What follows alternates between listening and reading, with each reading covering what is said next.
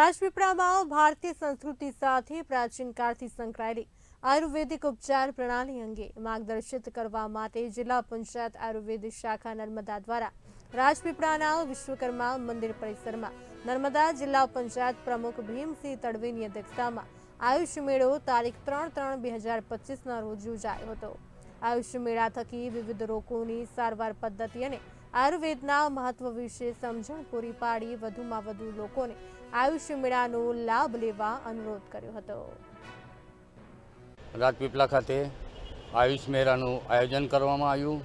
તેમાં મારી સાથે જિલ્લા પંચાયતના ચેરમેન રશ્મિતાબેન તેમજ નગરપાલિકાના પ્રમુખ એવા ધર્મિષ્ઠાબેન તેમજ આ કાર્યક્રમને અને સુંદર એવું આયોજન કર્યું એવું માયાબેન।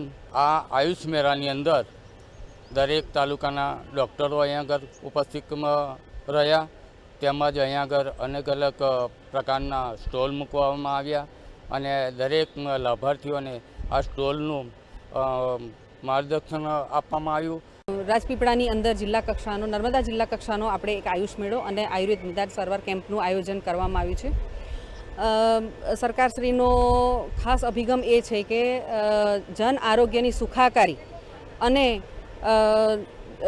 આમ જનતા ખાસ કરીને આયુર્વેદનો જે બે હેતુ છે, સ્વસ્થ રહેવાનો હેતુ અને જે રોગ થયા પછીનો જે ચિકિત્સાનો હેતુ છે, એ બંને ફૂલફિલ થાય એના માટે આપણે એક ખૂબ સરસ મજાનો આયુષ મેળાનું એક સરકારશ્રીના માર્ગદર્શન હેઠળ આપણે આયોજન કરવામાં આવ્યું છે।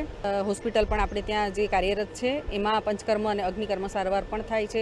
એ ઉપરાંત આપણા નર્મદા જિલ્લાના વિવિધ તાલુકાની અંદર આપણા આયુર્વેદ અને હોમિયોપેથી દવાખાનાઓ આવેલા છે। એ આયુર્વેદ અને હોમિયોપેથી દવા ચિકિત્સાનો લાભ લે।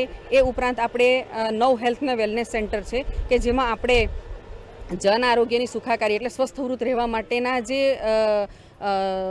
જે હેતુ છે એ માટે આપણે યોગનું પણ આપણે નિદર્શન ને બધું કરીએ છીએ।